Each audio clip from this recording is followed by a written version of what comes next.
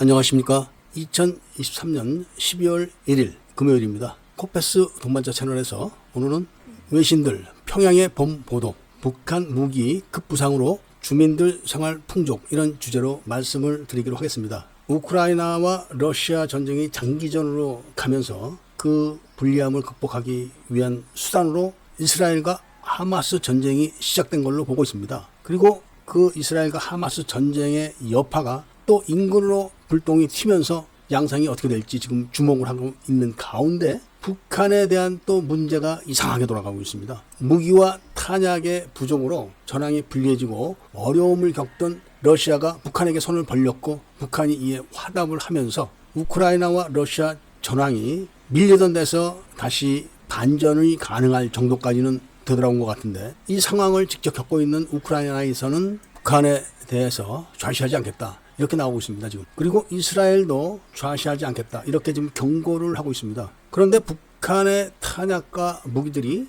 아주 많이 팔려나가서 북한이 지금 짭짤하다는 겁니다. 원래 해마다 이맘때면은 북한 주민들이 연료가 부족하고 그리고 식량이 부족해서 난리가 났었는데 아사자도 속출하고 했었죠. 그런데 올겨울은 그런 이야기가 없다고 합니다. 이미 러시아로부터 많은 가스, 기름, 그리고 곡물을 받았고 하마스한테는 많은 현금을 받았다는 겁니다. 그러니까 일단 배를 채우고 겨울을 나는 데는 문제가 없다, 이런 이야기입니다. 외신들은 한국 전쟁을 통해서 일본이 급부상을 했고 한국은 월남 전쟁을 통해서 급부상을 했는데 북한은 그러지는 못한다. 그렇지만 작은 이득이라도 얻을 것이다, 이렇게 지금 분석을 하고 있습니다. 그런데 이런 와중에 북한이 러시아로부터 지원받은 기술로 정찰 위성을 발사해서 미국을 자극하고 있고, 그리고 한국과는 남북 군사회담을 파기해서 긴장을 또 조성하고 있는 겁니다. 그러니까 과거 같으면은 한국과 미국 또는 일본 정도와 이렇게 불협화음이 나겠지만 이제는 나토까지 가세를 하고 우크라이나와 이스라엘과 직접적인 대결을 해야 되는 그런 양상에 빠진 겁니다. 우크라이나 대통령은 다 된 밥에 코를 빠뜨려 놓은 북한에 대해서 격분하고 있습니다. 그래서 병사들에게 북한이 포로를 잡으라고 명령을 내린 것 같습니다. 무기와 달리 사람이 포로를 잡히게 되면 참전 의혹이 커지는 겁니다. 그렇게 되면 다른 나라와 함께 북한에 대한 공격을 할 수가 있겠죠. 이것이 지금 형편이고, 북한 입장에서는 짭짤하게 돈이 들어오는 그런 맛에 포탄, 로켓탄, 미사일을 뛰어넘어서 지금은 기갑 장비까지도 물건을 내보내고 있는 것 같습니다. 러시아 입장에서는 당장에 생산이 안 되니까 일단 북한제라도 갖다가 전선에 처박아 놓으면은 없는 것보단 낫기 때문에 북한산 기갑 장비를 내놔라 해가지고 돈을 주고 가스를 주고 기름을 주고 미를 주면서라도 가져가려고 할 겁니다. 아무리 북한chế 포탄이나 무기들이 품질이 낮다고 해도 빈손으로 싸우는 것보다는 낫죠, 당연히.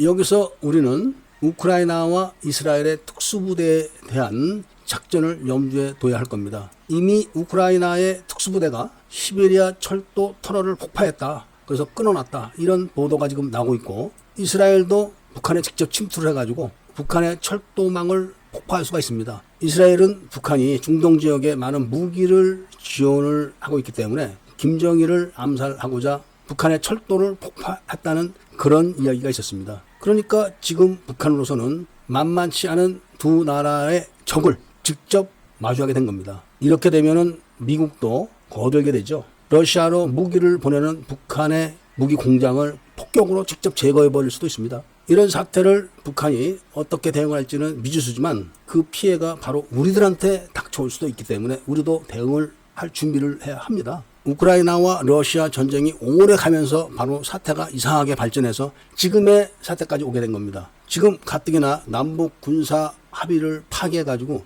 긴장이 지금 고조되는 그런 가운데서 우크라이나 특수부대의 작전, 이스라엘의 특수부대의 작전, 이런 게 한반도까지 직접 와서 벌어지게 되면은 북한이 대응을 할 것이고, 북한의 그런 군사적 대응은 당연히 우리나라의 군사적 대응을 불러일으키게 되는 게 상식 아닙니까? 미국은 과거에도 북한의 핵기지 이런 데를 직접 폭격을 하려고 했었는데 우리나라에서 많이 만류를 했습니다. 북한을 직접 폭격하게 되면 그 여파가 당장 우리나라에 미치기 때문에 그런 것이고, 또 한국이 피해를 받아가지고 직접 보복을 하려고 했을 때는 미국이 만류하기도 했었습니다. 이런 가운데 그나마 북한 주민들이 추위에서 떨지 않고 배고픔에서 굶주리지 않는다는 그런 소식은 우리들에게 그나마 위안이 좀 되고 있습니다. 그렇지만 아이들이 춥고 굶주릴 때 부모들이 정당하게 나가서 일을 해서 돈을 벌어다가 자식들을 부양하는 게 맞는 거지, 나가서 사기를 치고 도둑질을 해서 당장 아이들을 먹이고 입혔다고 하게 되면은 곧 형벌을 받게 되는데